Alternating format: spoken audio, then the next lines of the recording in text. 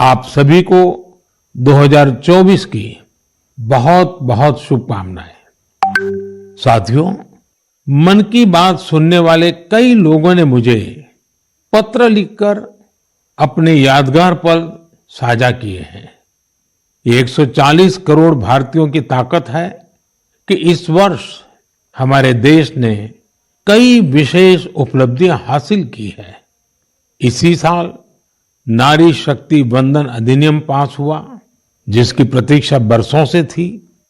बहुत सारे लोगों ने पत्र लिखकर भारत के 5वीं सबसे बड़ी अर्थव्यवस्था बनने पर खुशी जाहिर की। अनेक लोगों ने मुझे G20 समिट की सफलता याद दिलाई। साथियों, आज भारत का कोना कोना आत्मविश्वास से भरा हुआ है। विकसित भारत की भावना से, आत्मनिर्भरता की भावना से ओतप्रोत है। 2024 में भी हमें इसी भावना और मोमेंटम को बनाए रखना है। दिवाली पर रिकॉर्ड कारोबार ने ये साबित किया कि हर भारतीय वोकल फॉर लोकल के मंत्र को महत्व दे रहा है। साथियों, आज भी कई लोग मुझे चंद्रयान-3 की सफलता को लेकर संदेश भेजते रहे हैं। मुझे विश्वास है कि मेरी तरह आप भी हमारे वैज्ञानिकों और विशेषकर महिला वैज्ञानिकों को लेकर गर्व का अनुभव करते होंगे। साथियों, जब नाटू नाटू को ऑस्कर मिला तो पूरा देश खुशी से झूम उठा। द एलिफेंट विस्परर्स को सम्मान की बात जब सुनी तो कौन खुश नहीं हुआ। इनके माध्यम से दुनिया ने भारत की क्रिएटिविटी को देखा और पर्यावरण के साथ हमारे जुड़ाव को समझा। इस साल स्पोर्ट्स में भी हमारे एथलीटों ने जबरदस्त प्रदर्शन किया। एशियन गेम्स में हमारे खिलाड़ियों ने 107 और एशियन पैरा गेम्स में 111 मेडल जीते। क्रिकेट वर्ल्ड कप में भारतीय खिलाड़ियों ने अपने प्रदर्शन से सबका दिल जीत लिया। अंडर 19 T20 वर्ल्ड कप में हमारी महिला क्रिकेट टीम की जीत बहुत प्रेरित करने वाली है। कई खेलों में खिलाड़ियों की उपलब्धियों ने देश का नाम बढ़ाया। अब 2024 में पेरिस ओलंपिक का आयोजन होगा, जिसके लिए पूरा देश अपने खिलाड़ियों का हौसला बढ़ा रहा है।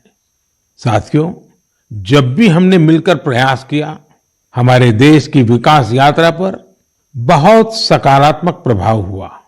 हमने आजादी का अमृत महोत्सव और मेरी माटी मेरा देश ऐसे सफल अभियान का अनुभव किया। इसमें करोड़ों लोगों की भागीदारी के हम सब साक्षी हैं। 70,000 अमृत सरोवरों का निर्माण भी हमारी सामूहिक उपलब्धि है।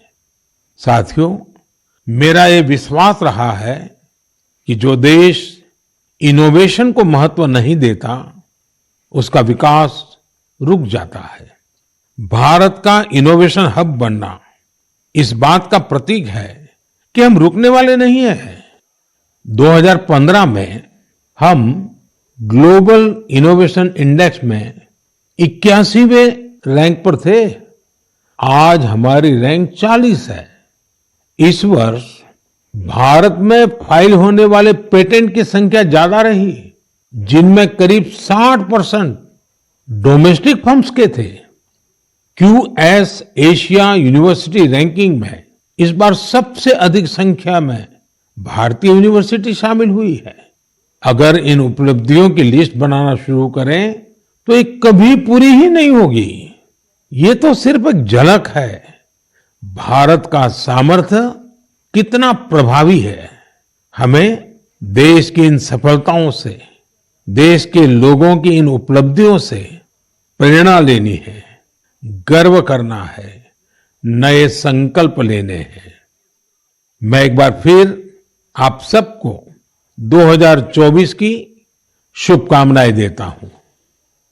मेरे परिवारजनों, हमने अभी भारत को लेकर हर तरफ जो आशा और उत्साह है, उसकी चर्चा की।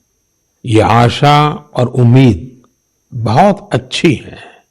जब भारत विकसित होगा तो इसका सबसे अधिक लाभ युवाओं को ही होगा।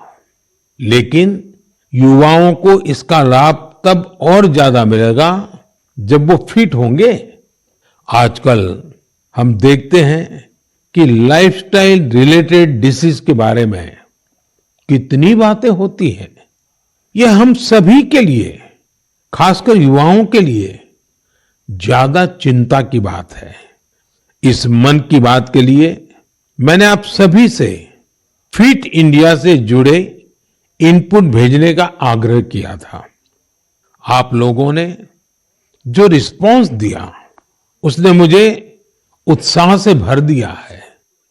नमो ऐप पर बड़ी संख्या में मुझे स्टार्टअप्स ने भी अपने सुझाव भेजे हैं। उन्होंने अपने कई तरह के अनूठे प्रयासों की चर्चा की है। साथियों, भारत के प्रयास से 2023 को इंटरनेशनल ईयर ऑफ मिलेट्स के रूप में मनाया गया। इससे इस क्षेत्र में काम करने वाले स्टार्टअप्स को बहुत सारे अवसर मिले। इनमें लखनऊ से शुरू हुए किरोज फूड्स, प्रयागराज के ग्रैंडमा मिलेट्स और न्यूट्रास्यूटिकल रिच ऑर्गेनिक इंडिया जैसे कई स्टार्टअप शामिल हैं। एल्पिनो हेल्थ फूड्स, अबोरियल और किरोज फूड से जुड़े युवा हेल्दी फूड के ऑप्शंस को लेकर नए नए इनोवेशन भी कर रहे हैं। बेंगलुरु के अनबॉक्स हेल्थ से जुड़े युवाओं ने ये भी बताया है कि कैसे वे लोगों को उनकी पसंदीदा डाइट चुनने में मदद कर रहे हैं।